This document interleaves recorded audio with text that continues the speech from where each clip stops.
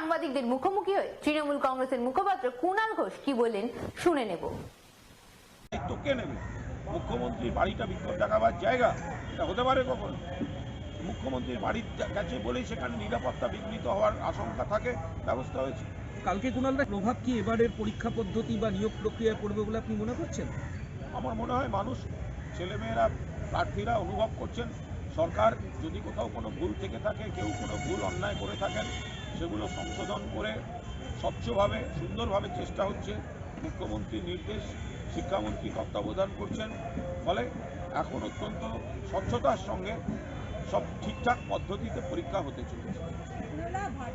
ওটা আমাদের নেতৃত্বে দেখেছে। আমার একটা লাস্ট কোয়েশ্চেন আছে, সেটা হচ্ছে চাকরি প্রার্থী মূলত যারা আগে টেট পাস করেছেন, এমন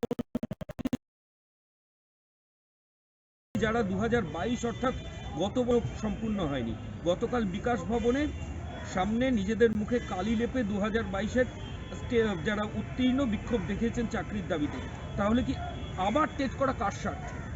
এটা কোনো কাজের কথা না, এটা কোনো একদম হাইলি টেকনিক্যাল ইস্যু। সেটা সরকার দপ্তর বা যার আন্ডারে এই পরীক্ষা হচ্ছে সেই সংস্থা, তারা গোটা বিষয়টা দেখছে। বাম জমানায় লক্ষ লক্ষ বেকার দলদাসদের শুধু চাকরি, বিজেপির জমানায় বছরে 2 কোটি চাকরি, 10 বছর হয়ে গেছে 20 কোটি চাকরি দূরের কথা, আরও 10 কোটি কর্মচ্যুত হয়েছে।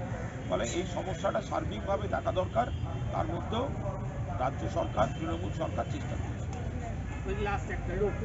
আপনি নিজেই বলছিলেন, সেটা হচ্ছে যে শস্যের মধ্যে ভূত খোঁজার চেষ্টা করা হচ্ছে, মানে ব্যারাকপুর শিল্পাঞ্চলে। ওটা সম্পূর্ণ আলাদা একটা স্থানীয় ইস্যু, ফলে ওটা সম্পূর্ণ আলাদা, ওটা আমাদের সংশ্লিষ্ট জেলা নেতৃত্ব। दादा, वाइस प्रेसिडेंट बोल रहे हैं उनका मिमिक्री करके किसान बिरादरी का अपमान किया गया, उनका जात का अपमान किया गया। वो बीजेपी कैडर का जैसा बिहेव कर रहा है उसके ऊपर कुछ हुआ, इसके बारे में जो बोलना था हमारा लीडर ममता बनर्जी को। Thank you.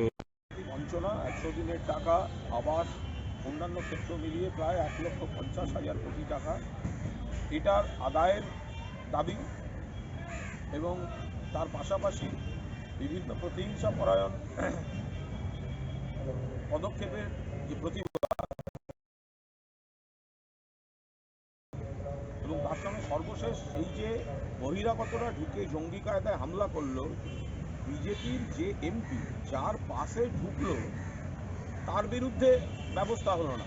যারা প্রশ্ন তুলছেন, তৃণমূল কংগ্রেস সহ অন্যান্য বিরোধী দলের কম বেশি 150 জনকে সাসপেন্ড করা হলো এবং ফাঁকা লোকসভায় জনবিরোধী বিতর্কিত কিছু বিল পাস করিয়ে নেওয়া হলো। এর বিরুদ্ধে তৃণমূল কংগ্রেস প্রত্যেকটি জেলায় মিটিং, মিছিল, জনসংযোগের মধ্যে দিয়ে, পার্টি কর্মসূচির মধ্যে দিয়ে এর প্রতিবাদ সেগুলি সংগঠিত করছে।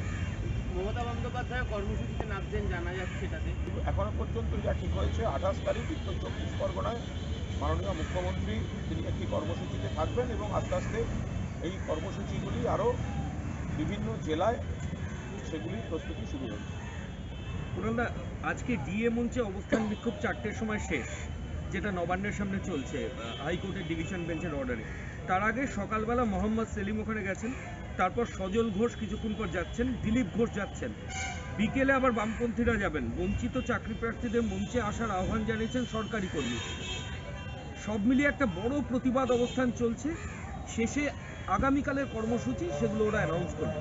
কোনো কর্মসূচি না, এগুলো বিরোধী কিছু অতৃপ্ত আত্মা শক্তি, যারা জনবিচ্ছিন্ন, যাদের বসার কোনো চেয়ার টেবিল মঞ্চ নেই, ডিএর মঞ্চটা পেয়েছে নিজেদের মঞ্চ। আর ডিএ যারা করছেন তারা সরকার বিরোধী, মুখ্যমন্ত্রী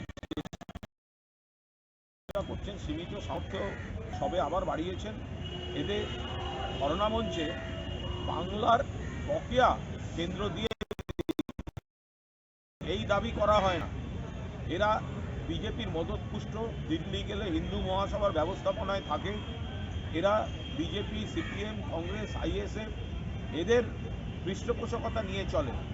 এরাই হচ্ছে সেই অংশের উত্তরসূরি যাদের জন্য সাধারণ মানুষের ধারণা সরকারি কর্মীদের সম্পর্কে খারাপ, ওয়ার্ক কালচার নেই, অফিসে থাকে না, চেয়ার টেবিলে থাকে না, সাধারণ মানুষকে হয়রানি করে, সরকারি অফিসে গেলে কাজ পাওয়া যায় না।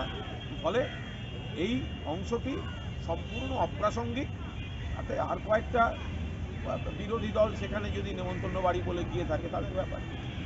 একদিন ধরে লক্ষ জনের গীতা পাঠ বলে যেটি তৈরি হচ্ছিল সেটি এত বড় একটি ফ্লপ যে তার আগাম খবর যখন প্রধানমন্ত্রী পেলেন, এই যে যারা বলেছিল প্রধানমন্ত্রীকে এনে করবে, তার আগে অমিত শাহ গিয়ে বলেছেন পশ্চিমবঙ্গে নেতাদের কথায় বিশ্বাস করা যাবে না। ধর্মতলায় আমি দেখেছি ধুধু মাঠ, ধুধু প্রান্তর, ফাঁকা চেয়ার, সামান্য কটা লোকের মাঝখানে আমাদের তুলে দিয়েছে। আর প্রধানমন্ত্রী